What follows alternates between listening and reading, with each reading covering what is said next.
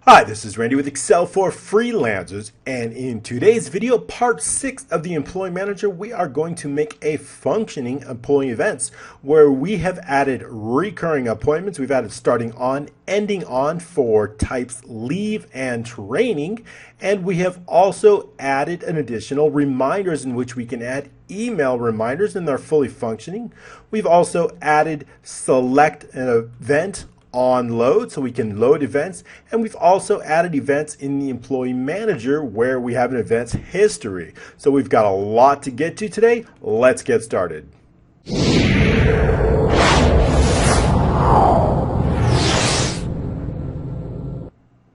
Okay, in today's events, we've got so much to cover. We're going to primarily focus on the events section. We've also added an events list, which we're going to go over.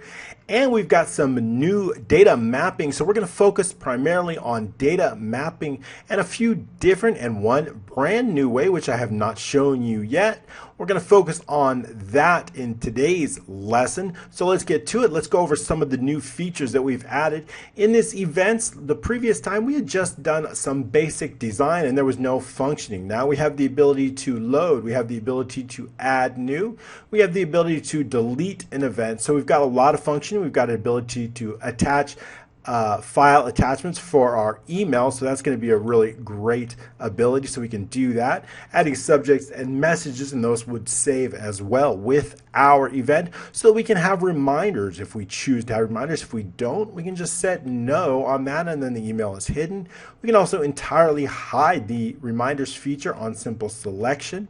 We can also hide the fact that it's recurring. We've also added start and end dates, starting and end dates. Now we have an ending dates for two different types: for leave, which might have a starting date and an ending date, and for training, which may also have a starting and ending date as well as a starting and ending time for those. However, our other types such as new hire, termination, review, promotion, or anything else you can think of in which you may want to add to in this list here under event types. So if we were to add an event type, let's just say we have a company party, we can add a new simple event type there, and then that'll be available in our event. So we can simply click add a new one and put dinner party, in which we can add a new event, and of course we'll select the new event type that we've just added, company party. We can choose to add an employee or not. In this case, the company party might be for all employees, so we would not, have it for one specific employee. So we can say company party at the park. And then we can give it a date. I'll add a pop-up calendar here very soon, probably in the next. And then we can say, let's say 6 p.m.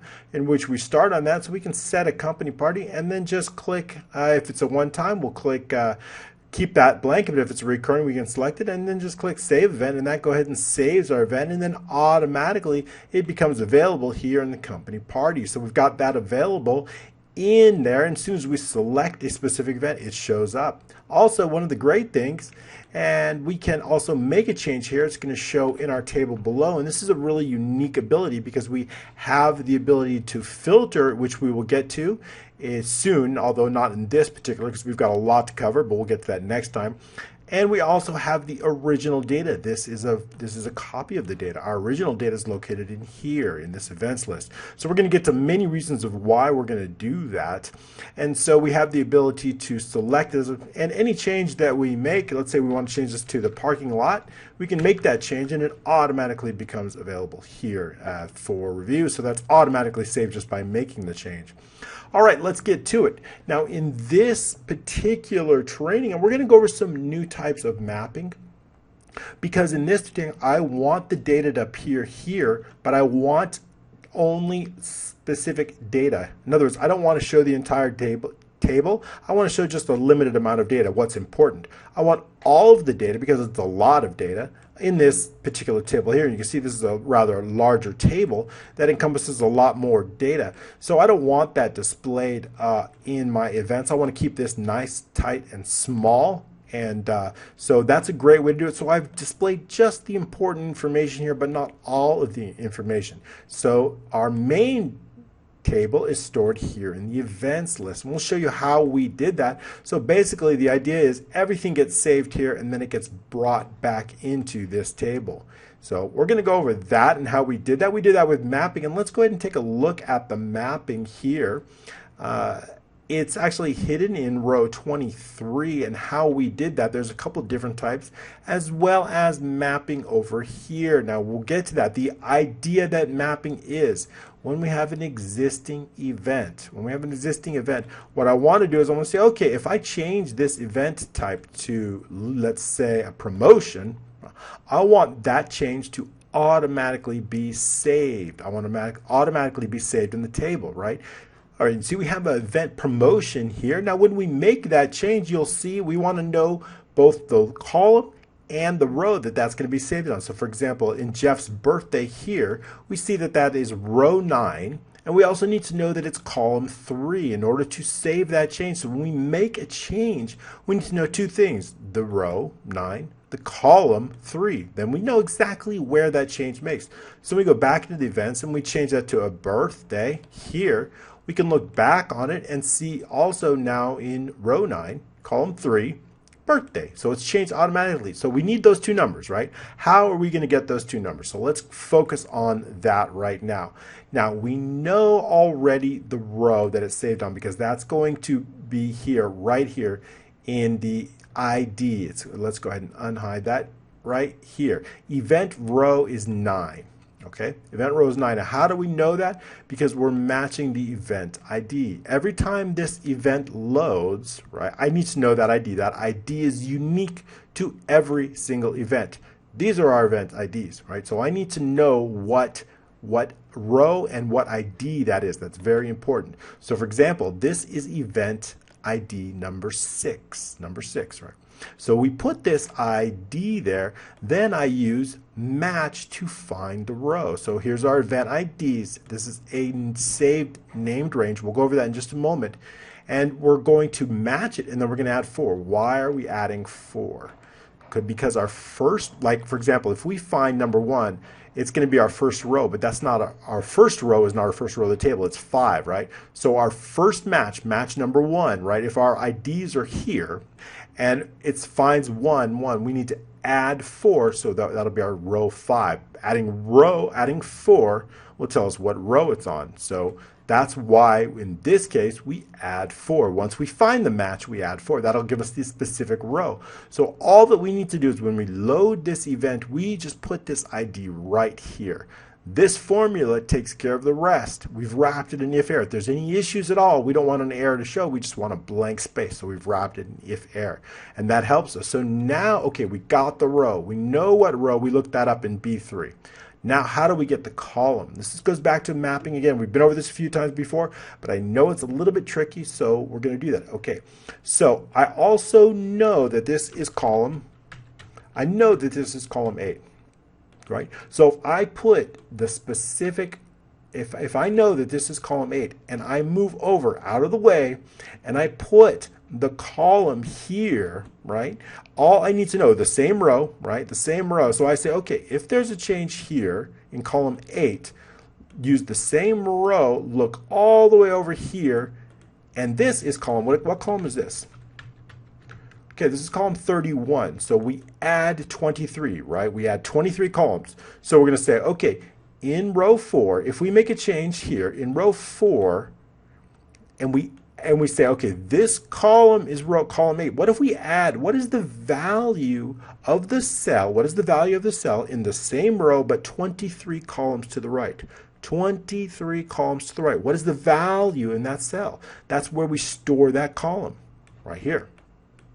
Same thing if we change the event name. What is the value? This value I put is column 3. So when we map those, so let's say you're going to map it, all you got to do is do something like this. Put the row equals column, right? We're just going to do this temporarily. So that's column 1. And if we drag this over, we know all the columns, right? So now we know the columns. Now all we got to do is reduce this down a little bit, like that. And then we'll take a screenshot, like this. And then what we'll do is we'll copy that screenshot. and I'll bring it back into the application under the events, and then I'll paste it right here. Now I've got an easy idea. Now I know that event name is in column 2. I know that event type is in column 3, 4, and 5. So I can easily put those numbers in here so I can match those up very easily. And then once we do that, it's much easier, right? So that's much easier. Let's clear this formatting. I'll just delete the row. We have no need for that. And so that is how we do that mapping. That's how we get those numbers there. Remember, this is very important. If you add a row, if you add a column or add a row, this mapping could change. So make sure you're always looking at these numbers. We want to make sure that any change, we want to make sure that we pull the row, so that in VBA all we need to do is say, okay, if there's a change to any cell in here, if there's a change to any cell, and it's an existing event, it has to be existing, right? So that means new event must be false. Every time we click add new, this goes to true. Every time we select an existing event, it goes to false. Because on a new event, what we're going to do is we don't want to save it automatically. We want the user to finish all of their inputs before they save. And we want this to save by clicking the save. And if we haven't filled out the required fields, it's going to say event name and event type are required for fields. So we can add some required fields in too. Canceling new simply selects the top value, the top row in our table, and just loads it, because on selection automatically it adds. So we're going to get to that, and we're going to show you exactly how we did everything in this so you can familiarize. Now the second type of mapping is here. This is the new mapping. Let's unhide this, pull this up a little bit, and it's actually hidden right here. If you'll see it, we're going to change the font to black font so you can see that, but it's hidden. And what that does is I have added specific cells, absolute reference cells. And why do we use absolute reference? Because I need to find the match, right? So that means not only, like for example, if I change review, right? Here it is review in this table, right? Not only if I change it here, do I want it to appear in the events list under, let's say I don't know which one we're under. Let's see. Let's take a look. That's Chase Training. So that would be under this one, event ID 3. Row. So not only do I want to change it here in this location, but I also want to change it in the table below. I don't want to reload this table every time I want to change it here. So I want to change it in 2 locations. So when I change it, if I want to change that to promotion, I want it changed right here like it just changed, and I want it changed right here. So I can use mapping to do that. And so what we're going to do is we're going to say, hey, if the user makes a change in any row, whatever the address of the cell, so let's say this is H4, right? This is the cell address. Go through this range here. It's only a few cells. Go through from D23 to N23 and find, we're going to use the find in VBA, find H4. In this case, it's here. Once you find it, tell me what column it's in. We know the row, right? Because it's going to be the selected row right here. That's every time we select a row, this changes here. So find it. Find H4 and tell me what column it is. In this case, it's in column 5, right? So then we know the row, we know the column 5, so it's easy to change. So that means every time we make a change, watch this area right here. Watch promotion. Okay, look here. Every time we change that, automatically it changes right there too. Because it's easy. We know it's row 27. We're going to put a find in. The find is going to tell us, it's going to look at all of this range right here. It's going to find H4 and it's going to say, okay, well that H4 is in column 5. So now we know the column, we know where to put it. It's a great way of mapping. Let me show you exactly how we did that in VBA. Under the developers, we're going to go into the Visual Basic. Alt F11 will get you there, and we're going to go through the events. We're going to focus on the events sheet here, and we've got a few things to go over, so let's do that. All right, these are the on sheet macros. That means when I mean on sheet, I mean on the sheet, not within a module, on the sheet itself, events. We really have 2 sections that we're going to be focused on. We're going to have worksheet change, where we actually make a change, which is what we were speaking of, and we have selection change. There's a little bit of macros on the selection change. Let's go ahead and focus on worksheet change right now, and we're going to dimension a few ranges. Map range. I want to map the range, so we're going to define that as a range, and found map range, cell address as string. Okay, so there's two ranges, map range and found range, cell address as string. One thing I wanted to show you, I forgot, I've used a name ranged here. If we look at, actually it's selected already, D23 all the way to N23, and I've given that a named range. It's not necessary, but it's nice in the code. In other words, you can also use in the code D23 to N23, or you can use the name. We've assigned it a name here, so you could use that as well. Using a name is a little bit easier when you have a lot of code. You know exactly what the type of range it is when you use a name. So we've done that so that when you want to refer to that named range in the code, you can. For example, here, event data map. We've named it right there, so it's really helpful. So now that we have all that information, we also want to dimension the selected row, SEL row, as long. It's going to be a whole number. The first thing we want to do here in our code, if not intersect target L13 is nothing. What is L13? Let's go ahead and take a look at that.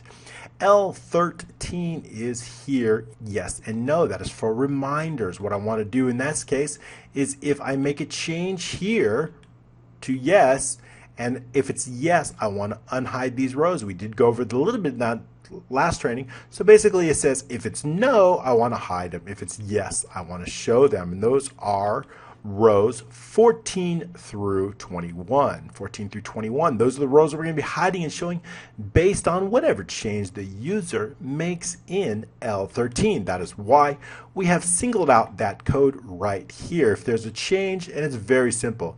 If the target value equals yes, then range 14 through 21 hidden equals false. We do not want it hidden. Otherwise, else 14 through 21 is true. We want that hidden to be true. We want to hide that in that case. If that would be, if it's no, else means no. Anything other than yes would be hidden. All right, so that's it. That's how we hide those rows.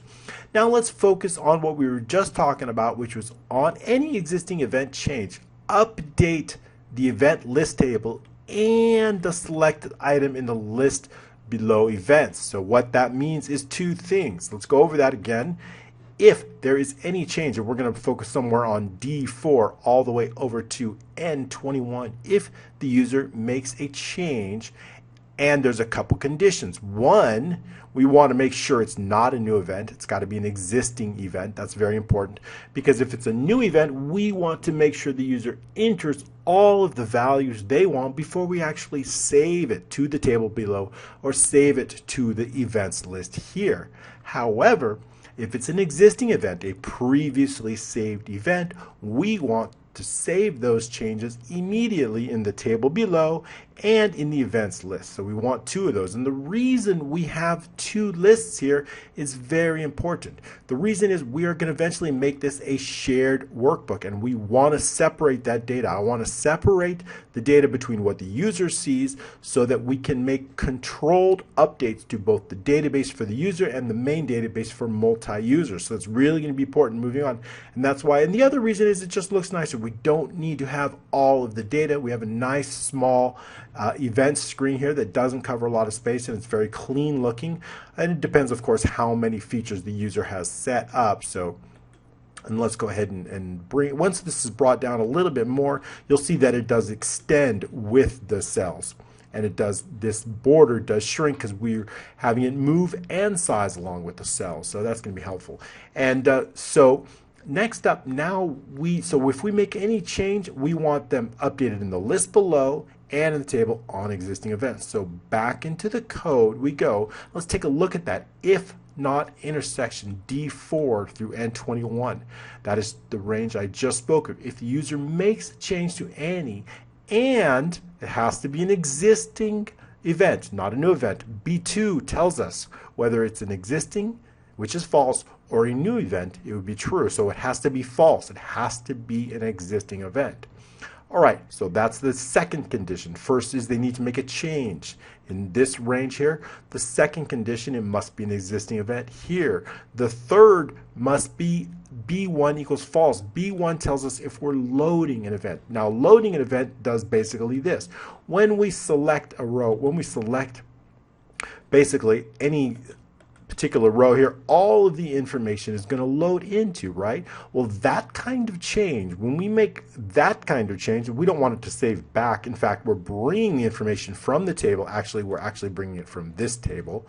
We're bringing it from that table into here. So we don't want that change, that type of change to save in the table below, or that type of change to save in the events list, because it's actually the other way around. We're loading it.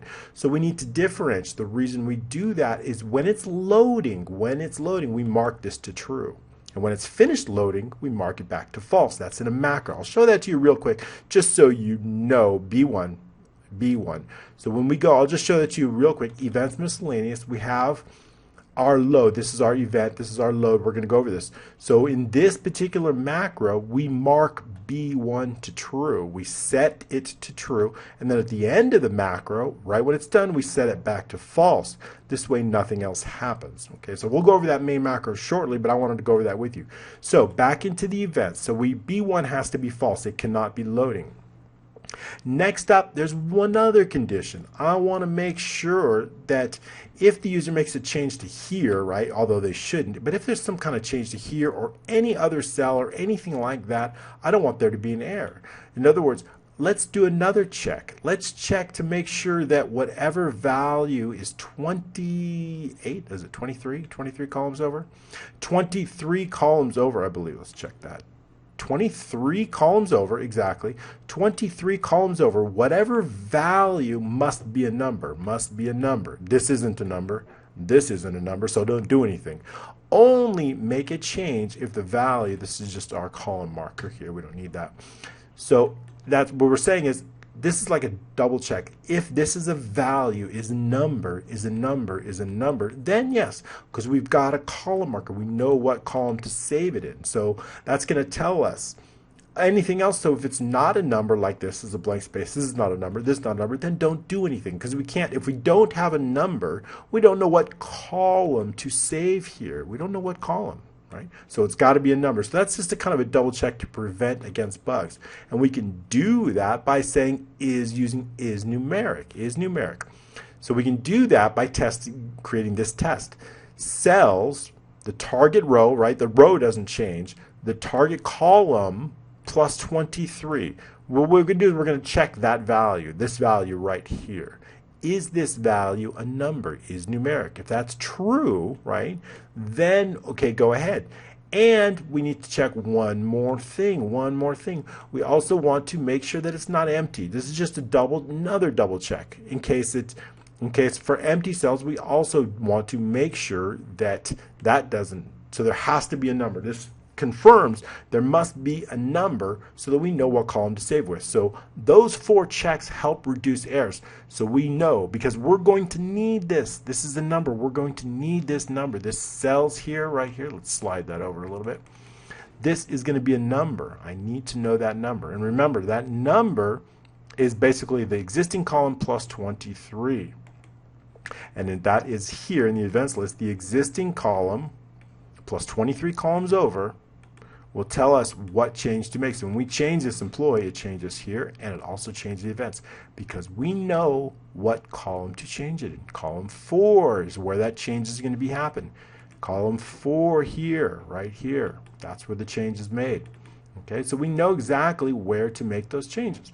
All right, so that's how we cover that mapping. Let's go on with our code. Now we know how to update the table, but we haven't quite covered how to update this table yet. Let's go and take a look at that using our map. I'm going to move this up a little bit.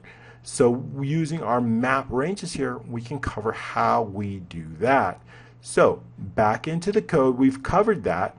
Also, what I want to do is before we're going to cover that mapping in the table below right here, but there's a little bit of code I wanted to go over with you. When I make a change, let's take a look at this. When I make a change to these 2, recurring and reminders, I want to save this something different than what the data is. I want to save this as a yes or no in the database. Recurring, yes or no.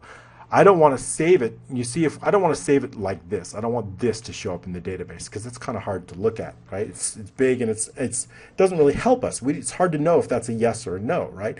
So this, in actuality, this is the check mark. This is a yes. So if it's this, I want to show yes.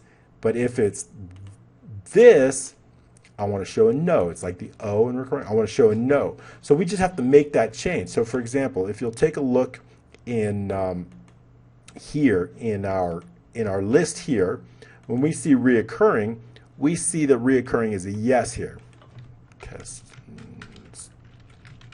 I think I have a slight bug there. Because it showed up as yes here, and I think I got to fix that. But we get the point. So when we make a change, so here in reoccurring, right? If I make this, right now it says yes here, right? If I make this change to a no, I want this to say no. And the same thing in the table, right? So when we go back to Chase training here, I want this to show no also, right? I want it to show yes or no and not the strange icon and the thing. So I only want that to appear. So we can convert that, and the same thing with reminders. Here's reminders, right? Yes. But if I select this, I want to change this to no. So we can do that with just a little bit of code, and I'll show you how that's done. If the target column equals 4, right? This target column, this is column 4. So really, these are the only two fields that we're changing in column 4. Everything else is beyond that, starting at column 5, right? So we can use that to differentiate between all other changes. D is column 4. So if we change these are the only changes we make in column 4. If the changes in column 4, then do the following. If the target column equals 4, then it's going to either be reminders or recurring options. We can check. Let's go ahead and use the in string to check if it contains this B, that little icon. That means it's been checked, right? So if the in string of the target value equals this B, that means it's checked, right? That means it's checked. Then sheet 7 cells B3 value. B3 is our row. B3 is the row. We know that. And then we can go, what is the column? Remember, the column is 23 columns over. 23 columns over, that's a column of the table, then equals yes, right? Otherwise, it equals no. Otherwise, it equals no, okay? So we're going to use that little b as our test to determine if it equals this, it's going to be yes. If it doesn't, it's going to be no. We use that for both. We can use the same line of code for both reminders and recurring because they both contain this B or not based on the check marks. Else, that means other than column 4, if it's not column 4, then simply make the update to the database. Sheet 7, that is our events list table. This is our events list here, right? Events list here, okay? B3 value is our events row, database row. Let's look at that one more time. B3. B3 is our event row. That is the row that we're determining based on the event ID. Based on the event ID. So we need this row. We got to know what row here in the database, right? We just went over that, so 7. So that's going to tell us what row. So we need that, and then we need the column. So all we need is the row and the column, and that'll update I showed you how to get the column, and then our target value. So this code will update our list inside the database. So we've updated the database, but we haven't updated the table below. So with the code that I just mentioned over you, this table gets updated automatically. All we need to do, make a chase, let's just call it Chase's training, right? And if we look at event row 7, what's the column? What's the column? The column is going to be 2, right? So when we make that change right away, Chase's training, when we go ahead and look into the events list, we go to 7, column 2, we can see that's automatically been updated to Chase's. That's just simple. It's just simple math. That's how we find it. Okay, so now how do we get this cell to change to? So let's change it back. When we change it back to Chase training, it changes here in the table below. So how do we do that? All right, that's going to be next up on the code. And basically what we're going to do is we know this is E4, right? We know the changes made E4. we have to take this range from D23 all the way to N23, and we have to find E4. Wherever E4 is, we find out what column. In this case, it's column 4, and we just enter it in column 4. And then, of course, we pull the row from right here. B10 is the row. So let's go over this. So the cell address is the target address. This is going to be our main cell address. Okay, so that is it. Let's walk through this. I'm going to make a change, and let's go ahead and tap that. So let's take a look at that. Our cell address. Let's use F8 and walk through this code. Take a look. Okay, E4 is the cell address. That's the cell we just changed. Now the selected row is in B10. What is that? The selected row is 27. Okay, now we're going to set the map range. Remember, we've gone through that map range here, the event data map. That's a named range that we focused on, which is basically this right here, D23 all the way over to N23. So that's what that is. We went over that. Okay, so let's F8, go through over. Now we set the map range. Now we need to find it. So we're going to use this map range that was defined here. We're going to find, what are we finding? We're finding the cell address. Okay, we're going to start in the 0 position. We can start anywhere. We're going to search on values and search whole. And if found map range, E4 is nothing, then, right, it's found, right? They found it. We know it's found. Now we need to know, we know the row. Now what is the column? The column is 4 because it's found in the 4th position. So now we know the row, we know the column, and now we can just say this cell's value equals, what does it equal? Well, it equals B3. We could say the target row, but we're gonna say the name of we're gonna use the database, actually the database, because it's already been saved up here. So we're gonna pull it from the database directly because it's already been saved. We're using the database row, B, which is 7, using the target row, which is 4, the target column plus 20, and that value here, and the total value is the value of what's been saved all the way up here. So that's basically, it's like the target value. So that is how we save it in the table below, and that's how it works. And now it's done. Now we've run through the code, we can pull the stop. So that is how it works. It just finds it here, it finds whatever column. So when we make a change to test notes, it looks for E6. E6, of course, is in this column here, and it pulls it out right there. And so we can take test notation, we can just change that right here, and it automatically changes in the table below. So that's a great way, a second type of mapping. Now the reason we did it like this is because this area is already occupied with columns for this events list. So I wanted to find a different way to map it so that we could use both different mapping style. So we've done a lot on data mapping. So I wanted to show you how we did that, how we made the updates for existing transactions on both the table and the table below. Now let's go ahead and go dig deeper into these and see how we do add new, delete event, update, and save, so we can get on that. We've covered that. Let's take a look on update the email address. Here we go. This is an interesting one. If not intersection K4 is nothing and B5 is empty, then F15. I'll show you what this is. K4. Let's take a look at that. And what I basically want to happen, let's go ahead and select on the reminders and click on the email so we can take a look at that.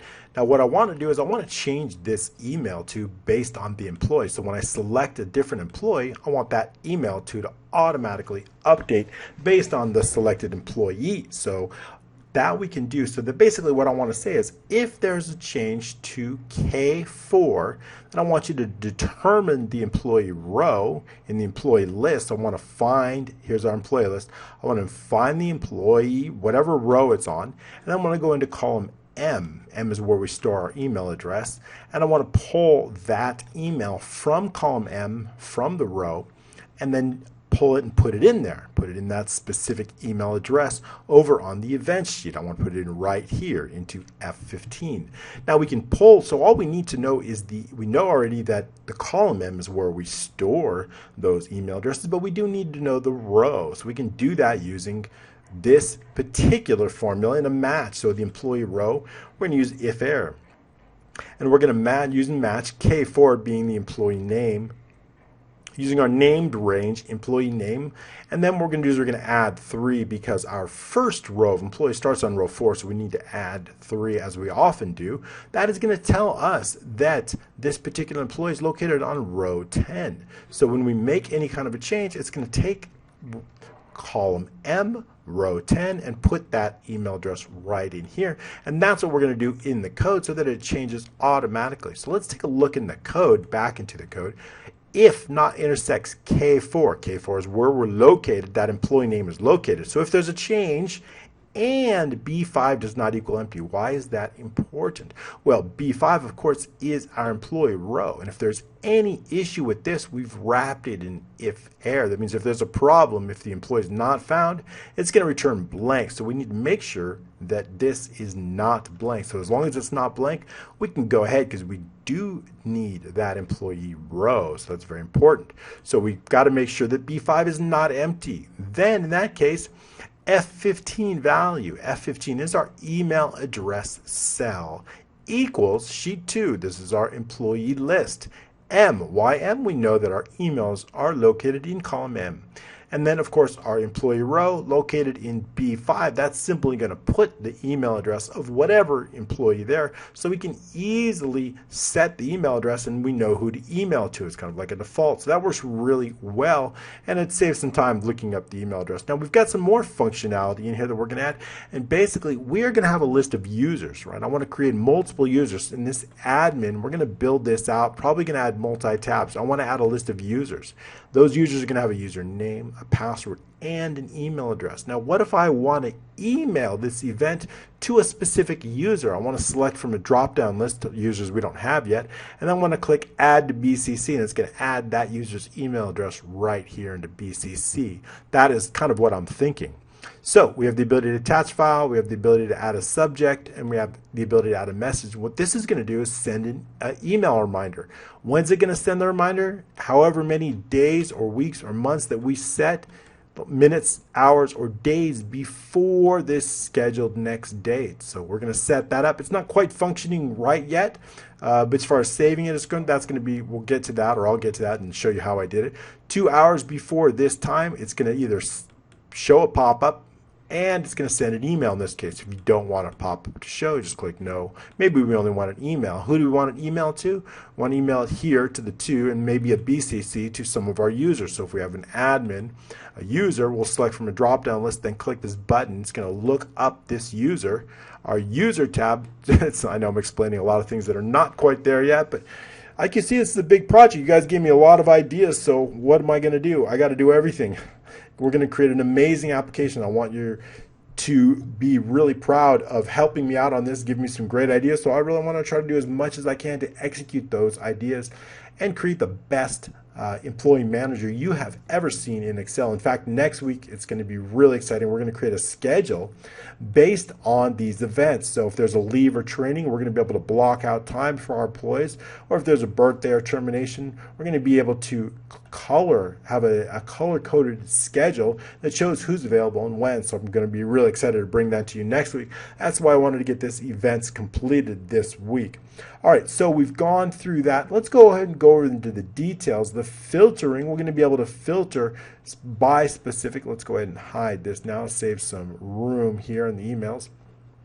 We will be able to filter by name, by event type, and by employee. And the reason we can do this very easily filtering is because all of our main data is stored here. So we could easily just delete all this data. No worries, right? Then I just have to run a macro to refresh it.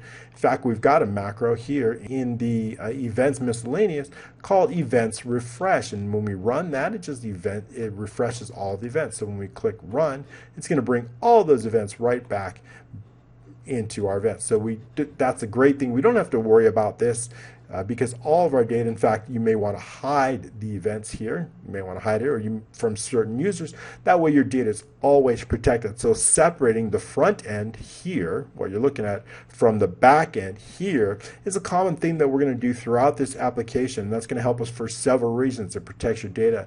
It allows us to use a sharing workbook feature, where each user gets their own front end, and then we use shared workbook files such as Dropbox or Google Drive or OneDrive Drive to share our database files, and that's going to really help us create an amazing application where you could literally share this application from anybody around the world as long as you have them connected to a shared folder. And it's far more powerful than Excel's own shared feature, which we have here under shared workbook, but it's full of issues and problems, and you have to be networked, so it's kind of an issue. So we're gonna do even better than that. Now, of course, we do have a video on shared workbook already, but we're gonna dive even deeper in the coming weeks so we can get that done. All right, let's go into the macros. We're way into this video. It's gonna be a long one. We're gonna focus on events. This is a new module where we're gonna focus, and we have save new event. We have add new event that basically clears out the existing event. We have load the event. It's going to pull all the data from our events list and bring it in. We have delete events, a very simple macro that deletes the main event. Refresh, we just went over that. Basically, all that does is take the information, some of the information, not all of the information, from our events list and brings it into our events. It doesn't have all of the fields, just the important ones. Right? So, because our events may get longer, but it's much longer. We don't need that.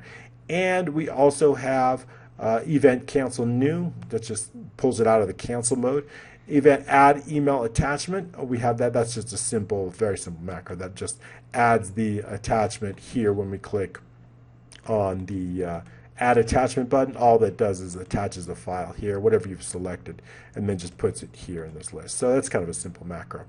All right, so moving on, let's go through these macros so we can see just what we've done. We'll start all the way at the top under save new, and in this case basically what I want to do is I want the ability to take all the information that the user has entered in the events, and I want to put all that information into a new row, generally at the bottom here, because it's a new event, so it has the app been created. So in fact, a new row would go into row 13 here. So we want all that information saved here in this table. So we can do that. In fact, we've mapped it out. We know, because I've used mapping, you've seen this in the past.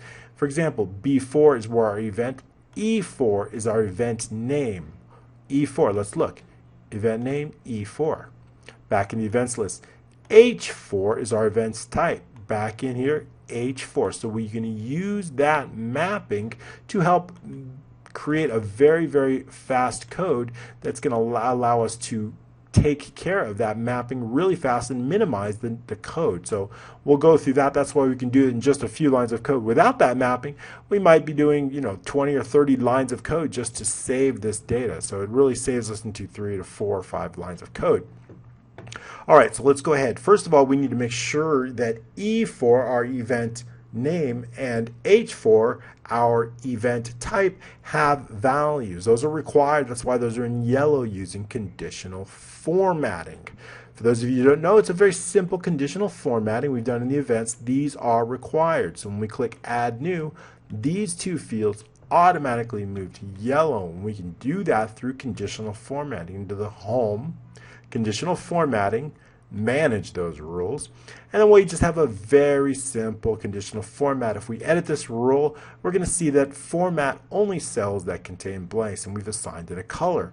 So that way, as soon as we add a value or add some text, it's going to change back to white because it is no longer blank. So that helps the user understand that those are required fields and would need to be filled in. If we try to save an event that doesn't have a value, we will get that message saying event name and event type are required fields for events. So that gives us the user. And we can get that pop-up right here. If E4 or H4 are empty, then send this message about event name and event type are required. You just saw that. And then we're going to exit out so that we no longer continue the macro.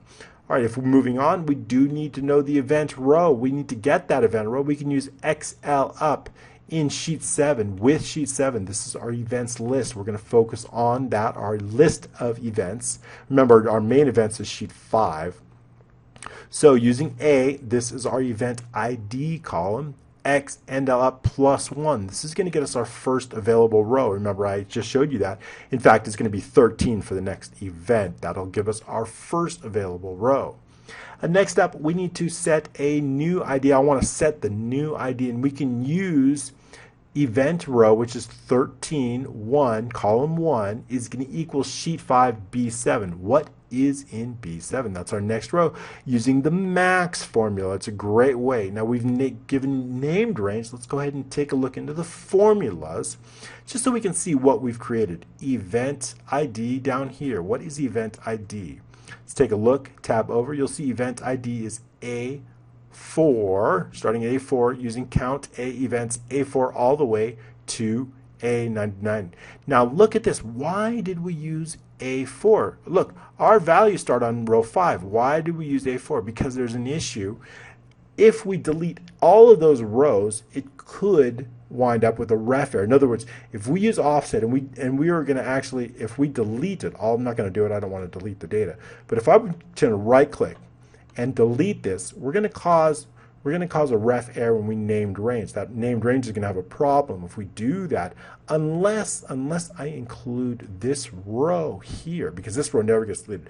If I include this row in the named range, that delete will not have a problem. So that is how we did that. So back into the named range and name manager, let's take a look back at the event ID and see how we did that. So we're starting off in A4, but we're starting one row down. This tells us to move one row down. Next up, we're going to also use the count text. We're also going to start in row 4 and go all the way to 998, except we're going to subtract 1, right? Because we don't want to count row 4 as 1. So when we do that, it reduces the count by 1, and that gives us, when we tab over into it, it's going to get us that perfect thing from A5 through B12. So now we have our event ID. So how do we get the next ID? These are all numbers, right? So what if we use the max formula equals max event ID. What is the max? Plus 1, right? Max event ID, that's not done right. Max event ID, this one, let's select it, right? So we've got the max, and what if we add 1 to that? Now you see it's 10. So that's all we did. That tells us what our next one should be. And as soon as we add 10, right? As soon as we add 10, it's going to change it again. Now when we do it, max, right? Now when we do it, event, and now it's going to be 11, right? So we max it out, that plus 1 equals 11. So automatically, as we add those, it changes. Right? So you see, it's really a powerful formula that helps us keep track of what the next event should be. So in this case, once we deleted our sample data, it's going to be 10. So we use that right here. The next event ID is equal to, and we've brought it in if error, max event ID plus 1. So I just showed you, just in case there's an error, although there shouldn't be, but if there's an error with this named range, it could. So I like to wrap an if error just in case. So we now know our next event ID, and all I want to do is I want to place that right here. That's column 1. We know the event row is 13. We know the column 1. So we're going to place that right there. That is our first row right here. So the cells event row column 1 equals sheet range B. That places the new event ID right there. All right, next up, for event 2 to 23, we're going to now run through every single column in our events there. So we're going from equals column, right? We're going to go from this column all the way to 23. That's the last of our columns right here. Going to run through, we're going to run through that right there all the way to 23. I want to run through that, and I want to say, okay, well, whatever's in row 1, take whatever data is in E4, whatever data is in H4 over here on the event sheet, and put it right here, here, here, and here. So that's all we have to do, and we can do that. Except if it's 8 or column 8 or column 15, what is 8 and 15? Remember we spoke of that. 8 is here, recurring. Okay, is it recurring? If in that case, yes or we're going to use yes or no, or 15 reminder here. If it's in that case, yes or no. So in other words, I don't want to copy exactly this. I don't want to copy exactly this. We're going to do that check again, the in string, find out if it's checked, if it includes this little b, and if it does, say yes. If it doesn't, say no. So for those 2 columns, something special, something a little bit different. For everything else, it's fine. So we do have to run. So if the event column is 8 or 15, then do the following. If it's not 8 or 15, then do this. So what is this? So if the in string sheet 5, range cells 1, event column. What is this right here? Look at this. Remember, this is with sheet 7, right? We're focused on sheet 7 here. So, what is this right here? This is the range of the events. Row, sheet 7, cells row 1, event column, value. What is the value of this? That is a cell reference right here, right here. It's either going to be E6, D10, F10. So let's say it's E6, right? Okay, so this is E6. What is in E6? E6 is here. So it tells us what is there, and then it puts it over into that column. All right, so it's going to take that value, and it's going to say if it equals B, right? If it's greater than 0, then that means it's a yes. So then the event row, the event column equals yes. Otherwise, the event row equals no. So it's the same thing we just went over. So it's going to place, based on the check or unchecked, either yes or no. Otherwise, it's just going to add whatever the value is of this range in our events. It's going to take that value and put it in our database. So it's going to run through that loop all the way through those columns. Okay, so we've done that. So that's up. Next up, all we need to do is it's no longer a new event. It's an existing. So the new event group is false. What is the new event group? It is this right here, this group of buttons, new event group.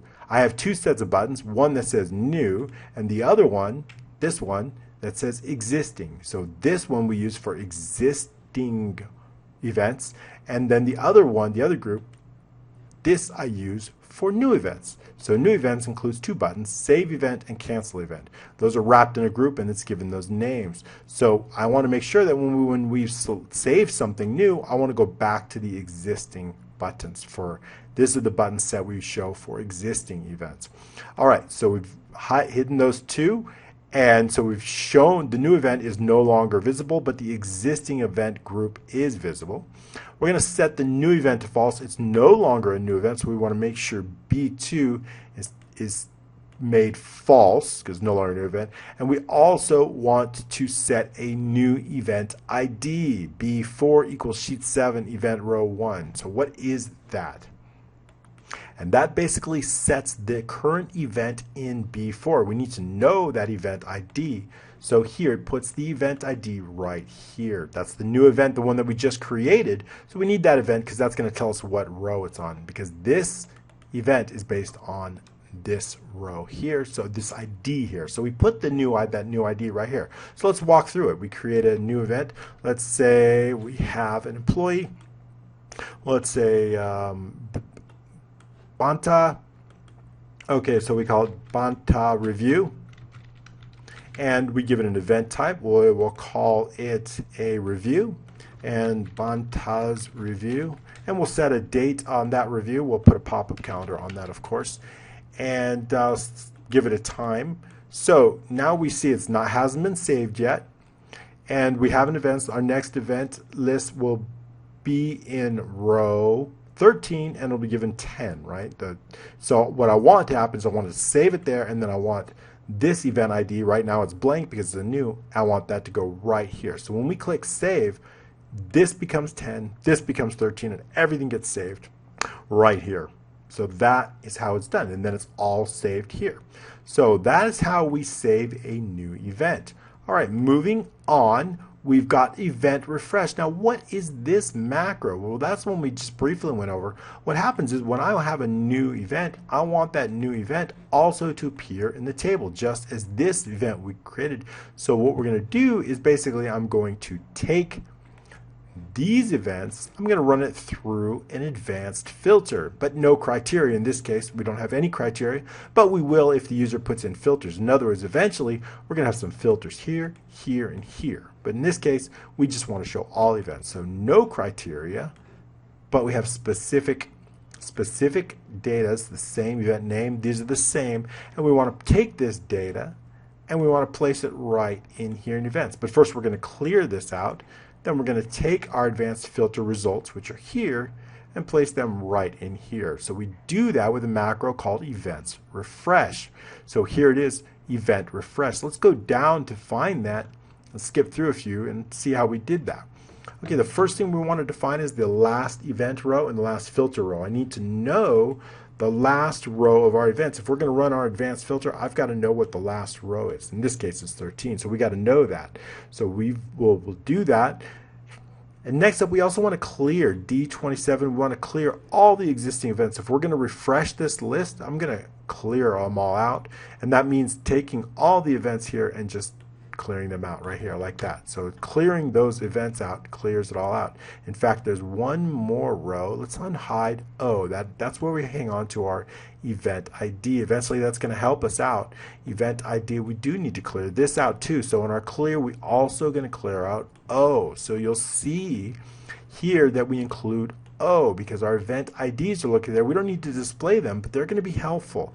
Eventually what I want to do is I want to have the user be able to select a specific event, and when we load it, we need to know what ID that is. So that's important, but it's not important for us to see. So that's why it's been hidden. So we cleared that out, including those. Next up, sheet 7, we need to clear any previous results. I want to clear the results of any advanced filter, and that is AA5 through AN999. Let's take a look at that.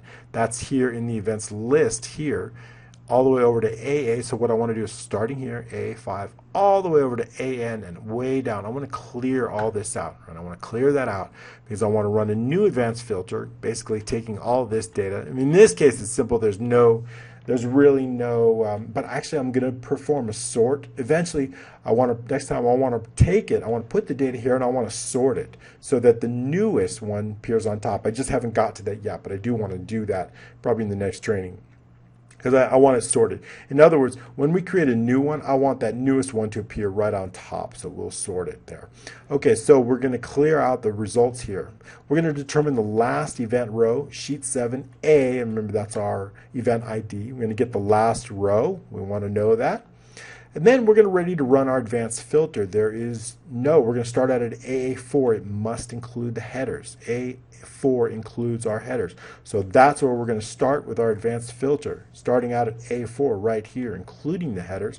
Moving all the way over to W and the last row. In this case, it's 13. That's going to set the range, the data range for our advanced filter. All right, so now we've got it. What are we going to do? We're going to copy that filter over, and there's no criteria. If there's criteria, it'll appear right here. There's no criteria. So for this case, we're going to copy to range sheet 7, AA4 through AN4. All we're going to do is copy it over there. And then once it's copied over, I need the last filter row. I need to get the last filter row. In fact, let's go ahead and just add one, although it almost will never come up. If last filter row is less than 5, then go to no event. Okay, that's kind of important just in case, although it's rare that it'll happen, but I want to skip all that if there's nothing there. No event, and then we'll add a colon here. And then we'll add a colon. So that skips everything else in case there's no, and I believe 5 is the last row. So that means if it's when the results come in, if the last row is less than 5, in other words, if it's 4, then don't copy anything over to events because maybe when you're just starting out, you're not going to have a single event. You want to clear out all the data. So there's nothing to copy over here once we've deleted all the events. So we want to add that provision in there. It's always good to do that. We don't want to run all this copy if there's no data. Then bad things can happen. Okay, so now we have that. And let's take a look at the data. Before I run you through this, I wanted to point out something really cool here. Take a look at this. No, not this one.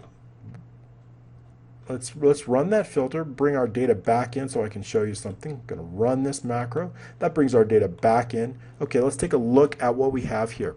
Now on this one here, 2 weeks. You see this is cell F10 is 2 weeks, and this G is weeks, right? 2 weeks in different cells. We also have here starting on in J10 and then starting at in L10. I want to combine these. I don't have a lot of room in this table. Right? I want to combine them. In other words, I want to show 2 weeks here in one cell, and I want to show the start date and start time together here. Right? I want to combine them. So this is not a merged cell. This is one cell, but I've combined the data. I want to keep them separate. It's really important that we keep them separate. for when we work with those types of numbers to keep them separate, including this one. It's easier for the user to enter starting on date and time separately, but when we're looking at it, it's nice to see in just one specific cell. So I've combined these, and so we'll show you how that's done, but it's very cool because in the events list, when we create it, start on, right, here's our results, start on, start at, record quantity. I want to take this and I want to combine them. I want to take this and I want to combine them so that when we get into the events, they end up in one cell. It's a really nice way to look at it, and it's convenient because there really is, we're not working with the data here, it's just displaying it. So it's a nice way to display it here, and we still have it separate in our main data. When we want to keep it separate, it's important to keep it separate. Start on, start at, separate, right? And then our quantity, and our frequency here are separate, right? So we want to keep them separate, but it's really great to be able to work with them in specific intervals, and so we can have them combined here. So let's show you how we did that. Moving back in to our refresh, if the last filter row is less than 5, we've covered that. D27, that is our first row of the available rent, D27. That is the first row of our data, so we want to start there, plus I want to go all the way over to here, because our frequency is going to be a little bit different. So I want to go all the way to I, and I want to take this data here, all the way to recurring equals, and then starting at our last one, equals starting here, all the way to here, not quantity and frequency. We're going to do that separately. So I want to basically take this data and bring it right here exactly as it is and bring it right here into the events. So how do we do that? So let's, with a simple value to value exchange line of code here, D27 the last filter row plus 22. Why 22? Because our data here starts on row 27. Our data here starts on row 5, so we need to compensate for the difference. The difference is 22, so we've compensated for that. Okay, so we've taken that over, and now we're going to copy that over, equals sheet 7, A5, that's the first row, to AF in the last row. So that copies over the first section.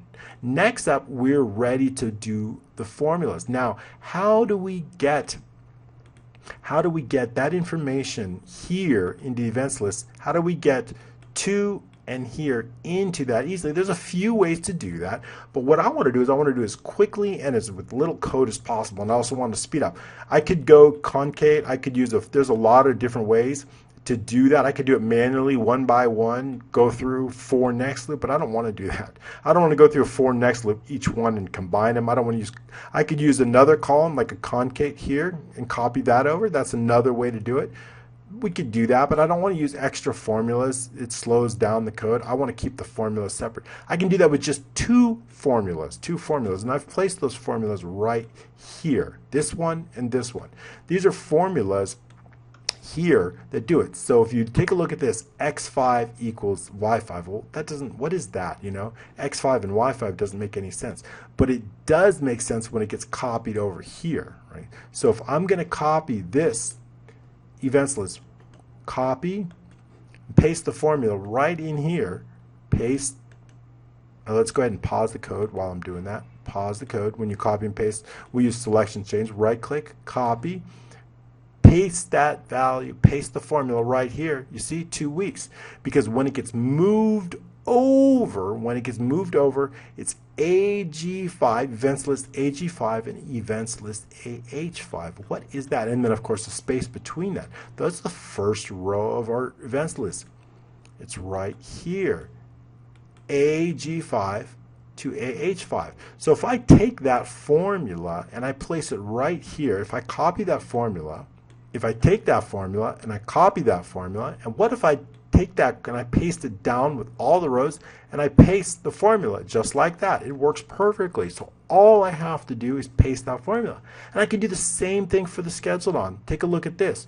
Right click, copy, paste, paste formula, copy down, paste formula, paste that formula all the way down. So I've got the formula, I'm storing the formula right here, and all I need to do is take it and paste it right down here. That's it. That's all we need to do. We know how many rows, so we just paste it right down. We did the same type of thing in the admin when we did this. We used the same formula. Remember in last week's, if you caught flow, we used the formulas here and we pasted them in to get our end date. So we're using the same thing. This limits the number of formulas. We only need a few formulas, and we only need them as we use them. So that keeps our workbook really fast by limiting the number of formulas, and also it's one line of code, right? So when we do that, we can do just one line of code. A27, B27 copy. A27, B27 copy. Let's look at that. Back into the events. A27, B27. Right click, right? So now J27 all the way through K and the last one, right click, paste the formulas. Our code's running now, so we're not going to be able to paste it. But paste those formulas. That's all we're doing in the code itself. So that's how we do that. Copy that, J27 through K in the last, plus 22, paste special, paste the formulas. Paste down those formulas. Next up, all we need to do is copy over the last section. Here's the last section right here. So now we've got our formulas here. Now all we need to do is continue on. Now I want to bring this data here, starting at create reminder, and all the way to event ID, and I want to bring all that data right in here. And we can do that. So we can say L27 all the way through O and the last row equals, back into the events list, here we are, reminder on here, all the way through here and here. Copies that over, brings it over. So reminder, we've got those 4 columns, reminder, email, reminder on, event ID, copy that over, bring it right, not really copy it, and then bring it over. So that's all we do with that last line of code right here. L27 and O plus the last filter plus 22 that compensates for the starting row difference equals sheet 7 AK5 through AN and the last filter row.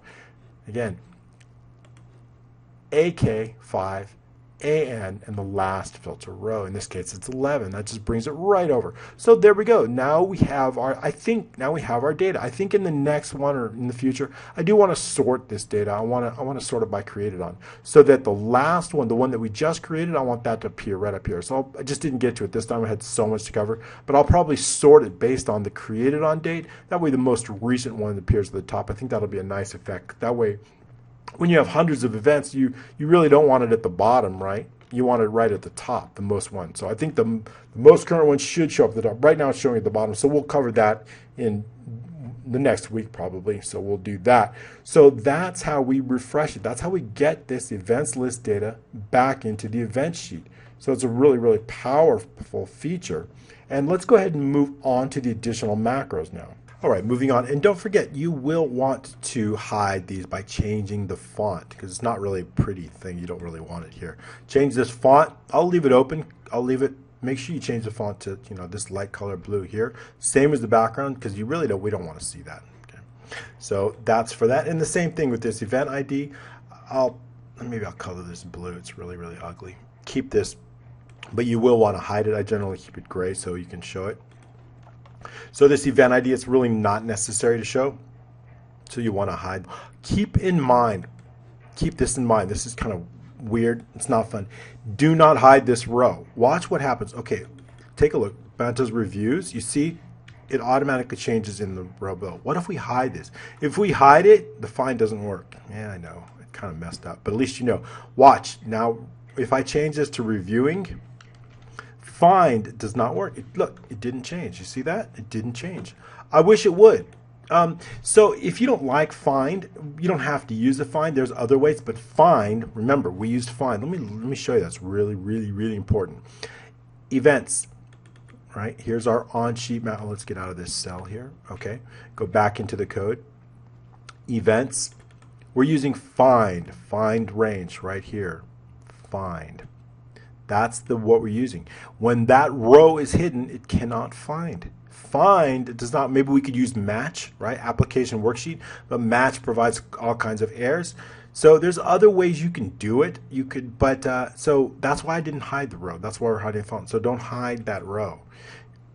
Well, you can make it really small, right? But don't hide it, because let's unhide this. It's gonna show all of it. go back to no. Okay, so when you hide it, it creates problems. So now it's not. So now watch. Now when it's unhidden, reviewing, watch down, watch right here under reviews. Now it changes. So now it works. So when it's hidden, it doesn't work. That's part of the find. I don't know why. If there's a way around it, great. I'd love it. I mean, there's many ways around it, but it's okay. We need a spacer row anyways. So as long as you just change this font, and of course you can protect it, right? When we focus on our protecting, nobody's going to change it. These cells will never change. We can protect them. Nobody's going to see them. Nobody's going to select on them, and so it won't matter. It's fine. It's fine like that. But so I'm going to undo that so you can see them. I want you to be able to see them, but don't forget, this is something, don't hide the row. And when we're using find, and just change the font. All right, moving on, let's get back into our macros. We've gone over just a few of them, so we've got a lot more to go over. Back into the advanced miscellaneous here, we've covered, of course, save new, and now we're going to cover add new. Add new is very, very simple. We want to also set the load to true temporarily, because when we clear out values, I don't want them changing. In other words, if I delete this, right, clearing it out, I don't want it deleted down here. I don't want anything to change, just in case, right? So I want to show that. I don't want any issues to happen in the main database. So when we clear it out, I want to make sure that we're going to set the load to true so nothing else happens. So we're setting B1, set event load to true, and of course once before we end the macro, we're going to set it back to false. Set the new event to true. It is a new event, so we want to make sure B2 is set to true so we can differentiate between new events and existing events. That's very important. We're going to set a bunch of cells to clear contents. Please remember, when we're clearing contents, we need to cover the entire. When we have a merged cells, we need to cover all of it. For example, E6 through N8 is a merged cell. If we just have E6, it's going to create a bug. Okay, watch this. Run that macro. It's going to give us a bug. Cannot change part of a merged cell. We're going to get this if we don't cover all of the cells in the range. So that means in this cell, E6, we must also include all the way to N8. We must include that, otherwise it's going to create a bug. So we have to cover all those cells when we're clearing it. Okay, so that's very important. When we enter a value, if we're just entering a value, we don't have to use all of it. We can use E6 only, but when we're clearing, we must cover all cells. So it should be E6 all the way to N8. That's a very, very important step. So E6 all the way through N8. And then when we run that macro again, it'll be just fine. So we want to cover that. So we're going to clear all of those contents. We're going to set the new events. Those are the button shapes. We want that group to be visible. And of course, the existing group of buttons that we've notated earlier, we want to hide those. We're going to set the event date N4 to the current time and date. That's something that you can have a preference. I thought it would be kind of nice to automatically set the created on N4 to the current date. So we've done that through that line of code using now NOW. That works on almost every version after, I believe, 2007. I'm not sure if it works on 2007 and earlier. So keep that in mind. So, and that's it. We set the event load to false, and then we're going to select E4 just so the user can select the specific cell. When we cancel new and we click add new event, E4 is going to be selected so that we are ready to put in a new event. Already selected the event name so the user can just start typing, so it's kind of a convenience.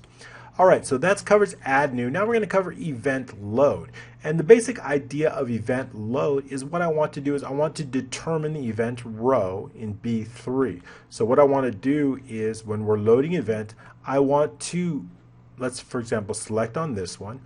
B3 is our event row. I want to pull that row. That's very important. That's our main database row. So for example, in 7, it's this here is 7, right? So if we got event ID 7, event ID 3 in row 7, I need to know that row so I can get all the information. Then what I'm going to do is I'm going to use our map range. I'm going to pull B4, I'm going to pull E4, whatever's in here,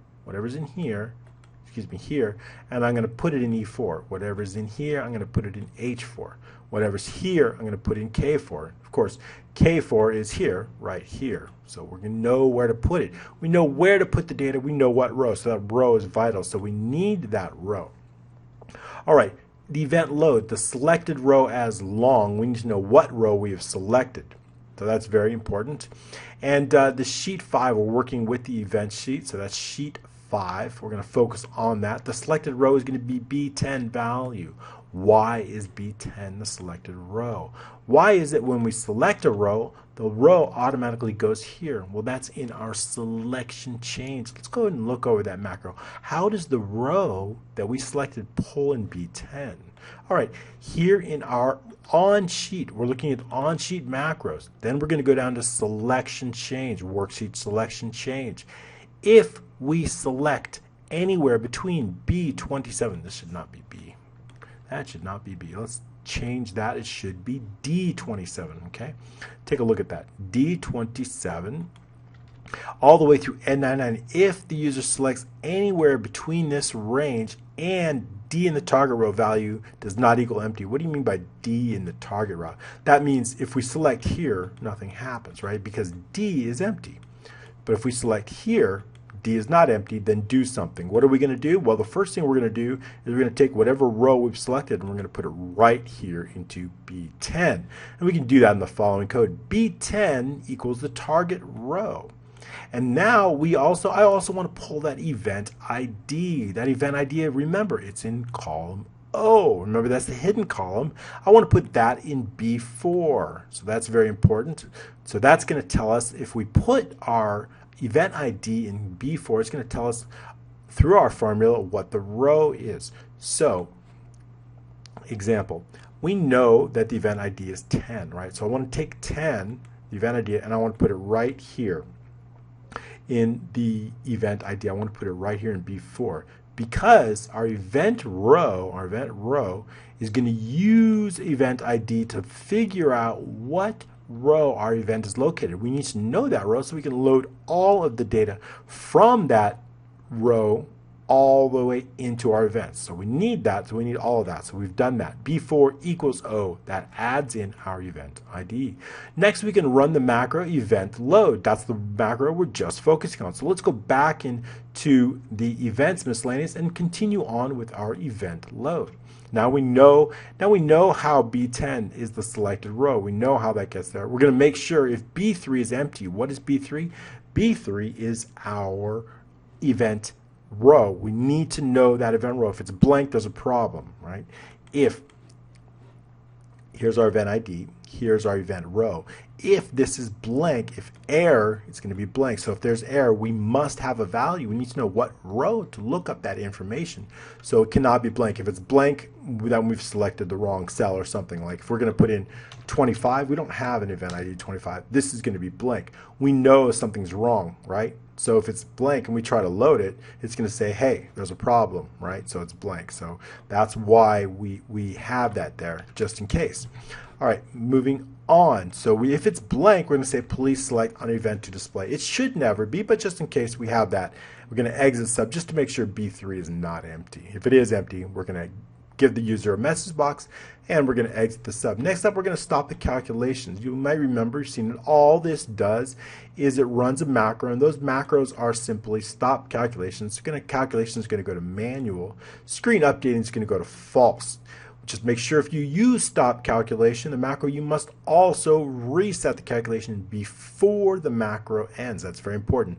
The macro ends, we're going to turn the calculation back on automatic and the screen updating to true. This speeds up our code a lot. This is very important. I use it always. So in almost every load or large macro, we use that. So it's very, very important. All right, back up. So we're stopping the calculation. Again, we're going to set the new event to false. It's not, we're loading an existing event, so we want to make sure. Why do we do that? Because let's say we've selected add new event, but we decided now we don't want to add one. Let's select an existing one. We need to change those button sets back to existing. So that's why when we load, we want to make sure we remove the new events button set, and display the existing events button set. B1 value is set to true. We need to set the event load to true. That's important because we're going to make a lot of changes to a lot of cells and we don't want anything else to run. Of course, when the macro ends, we're going to set B1 back to false. Always do that. All right, next up, we want to get the event row. That's going to be in B3. We just went over that. We need that event row. And next up, we're going to run through all of our columns, And we're going to set the map range. We need to know what is the range of the cell that we're going to set. That's going to be in sheet 7. Remember, it's row 1 and our event column. If you remember, sheet 7 is here. All of our maps here in row 1. So we need to get each range, each map range. I need to know what each one is. So we're going to pull that map range from here, here, here, and here. So we're going to do that. So we've defined map range here under row 1, and then the column will go from 1 to 23 as a variable. If the map range is D10 or D13, then we need to do something special. Why? What is D10? What is D13? D10 is here. D13 is here. Remember, we want to show yes or no, or those are different. There's a difference. What's displayed in the database is different than what's displayed out here. So for example, if this is yes, then we need to show it as checked. If it's no, then we need to show it as unchecked. So that's important. So we need to change that data a little bit. So we need to make a specification for that so we can know the differentiation. If it's D10 or D13, then do the following. If the map range is D10, then do something. If it's D13, do something else. Otherwise, for all other fields, do this. Okay, so let's go over that. If the sheet 7, which is our database, cells event row, event column equal yes. So if it's yes, then we need to change this value. The map range should be the B and the recurring, right? That's the check mark. Otherwise, it's the O, which is the unchecked, right? So that's all we're doing is we're setting. And then what we're going to do is we're going to set the fonts, because automatically the fonts are not going to be set, so we do need to set it each time. The first font's going to be Wingdings for this character, and the remaining fonts are going to be Calibri. For D13, very similar. If the event row equals yes, then set D13 to the checked and reminders, otherwise the unchecked and reminders.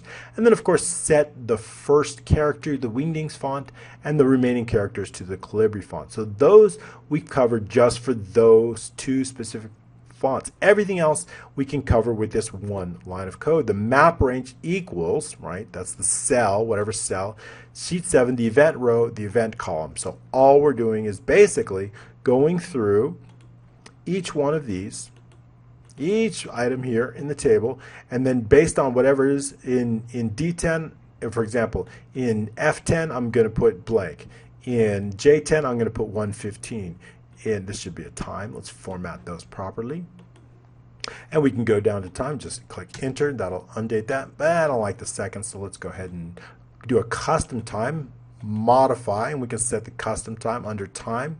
We can use this one here, 130, takes up less space, and then we'll go ahead and center that so that everything's, before I get this out to you, I'll make sure it's kind of clear, so we get kind of set so you can see it easier. All right, so we've got that covered, and in fact, let's just go ahead and center all this properly. Okay, so we've got that, so that's the reason we go through that. And that's the reason we separated those two, the recurring yes, right, and the other one, so we can set those separately because these are very different, right? These two items are very different. Everything else is the same. So that is how we do that. Let's continue on. So this goes through this entire loop on that table and brings all the data into our event sheet. Next up, if D13 value equals checked, if it's reminders, right? I want to show those reminder icons. Visible equals true. What is that?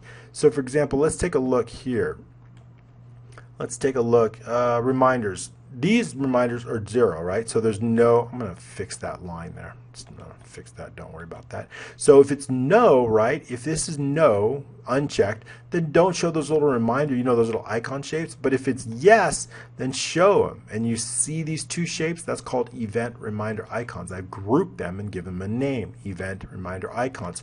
So they're grouped. So if it's yes, then show them. If it's no, then don't show them. So this just hides that in those based on the selection. Visible equals true if it's checked. Otherwise, if it's not, then hide, then MSO false, which means show or hide those two icons. So that's how we do it. And then again, we we don't need this twice, do we? Let's get rid of that. We don't need to hide and show the shapes twice, just once is fine enough. We've got it down here. Okay, so new event group, false, existing events, true, great.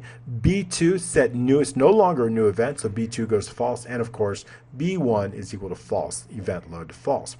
All right, moving on. That is how we load. Deleting, first when we delete, we are going to create a message box. Are you sure you want to delete this? Giving it the VB yes, no option, and giving it the title. Remember, this is the title of event. If it's no, then exit the sub. So we can cover that all in just one line of code. So it's very, very easy. It gives them the opt out. That way, when we click delete, are you sure you want to delete this? If they say no, it just exit out and nothing else happens. Otherwise, they'll continue on with sheet 5. Right? We need to get that event row. We need to know what row is to delete, what row in our table. That row is located in B3. If for some reason B3 is empty, there's an error, we're going to exit the sub. We can't continue on if there's no row. But if there is a row, of course, we know what row to delete. It's in B3. We can assign it to this variable event row, B3. Next up, it's a very simple single line of code. Sheet 7, event row, and quotation marks, colon, quotation marks, and event row, entire row, delete. That'll delete entire row. Next up, I want to run the macro event fresh because I don't want that. Once we delete it, I don't want that row to show up here. So for example, if we take this one and we delete it, I want this row to show up here. I don't want it to show up here. I want it to be hidden. So dinner party, when we delete it, if we click yes, I want it hidden from this table. So I want to refresh this list so that goes, so we can refresh it. So that deletes it from here, it runs the advanced filter once again, and then it brings all the data back into the events, and that row is deleted. So that's going to really be great. So because once we delete it, we don't want to show it in this table. That's why we want to run the refresh macro, so that's really important. That's it for the delete. We've covered refresh already. Cancel new, this macro is simple. So all we want to do, when we're in the add new sense, and the user decides not to cancel new, all we need to do is just select an existing. There, that's it. And if there is no existing, we really don't want to get out of the new. We want to give the user the only ability. So cancel new, all we do is select D27. So add new, and we've assigned that macro, right click, assign macro, and you can see that the cancel new, event cancel new has been assigned to that button. So we can just click cancel new, and all it does is, let's select something else. Can't add new, and now cancel new, all it's going to do is select the first line of the code. And if we change this to no, then we can hide those rows and give you a little more visible area. All right, so that's great. Now we've got that covered. So we understand what cancel new is. Email attached, this is very, very simple. We're going to run the file dialog, set the file folder, application. We've gone through this a few times before.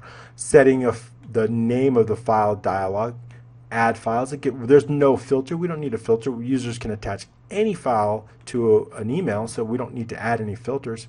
And then sheet 5 F16 equals the main path. And we've assigned this macro to this email button. So when we click yes, we can see that button here.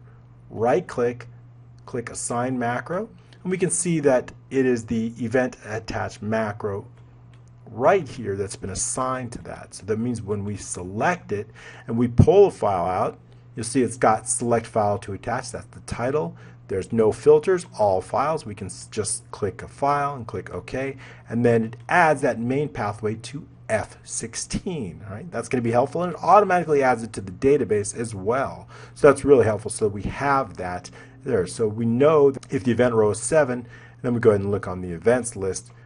Back up here, we see that it's been saved right here.